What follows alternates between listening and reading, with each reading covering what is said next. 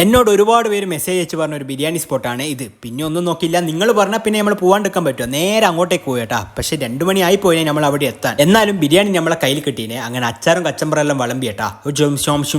എല്ലപ്പ ഇവനെന്നാ പ്രാർത്ഥിക്കുന്നേ, പേടിക്കണ്ട, എനിക്ക് leg piece തന്നെ കിട്ടും. നമുക്കെന്നാ തുടങ്ങിയാലോ? കുറച്ച് കച്ചമ്പറും അതുപോലെ തന്നെ കുറച്ച് അച്ചാറും കൂട്ടിയിട്ട് നമുക്കൊന്ന് കഴിച്ചു നോക്കാം.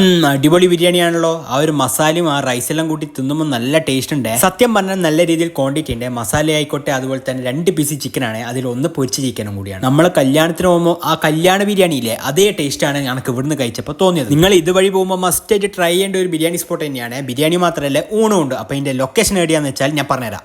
കൂത്തുപറമ്പ് കണ്ണൂർ റോഡിലുള്ള 3-ാം പാലത്തിലാണ് നമ്മളെ സ്വന്തം ശശീന്ദ്ര ഹോട്ടലിൽ. നമ്മൾ ഈ ശശീന്ദ്ര ഹോട്ടലിന്റെ തൊട്ടപ്പുറം തന്നെ വലിയൊരു തോടെല്ലാം കേട്ടോ. തോടെല്ലാം ആസ്വദിച്ചിട്ട് നമുക്ക് ഭക്ഷണം കഴിക്കാം, അതൊരു കാര്യമാണ്. അപ്പോൾ എങ്ങനെയാ, എല്ലാവരും വേഗം വന്നോ. നല്ല അടിപൊളി ബിരിയാണി കേട്ടോ. നിങ്ങൾ മസ്റ്റ് ആയിട്ട് ഒന്ന് ട്രൈ ചെയ്യുക, എന്നിട്ട് ഫീഡ്ബാക്ക് ഒന്ന് അറിയിക്കണേ. അപ്പോൾ ഓക്കെ, ബൈ.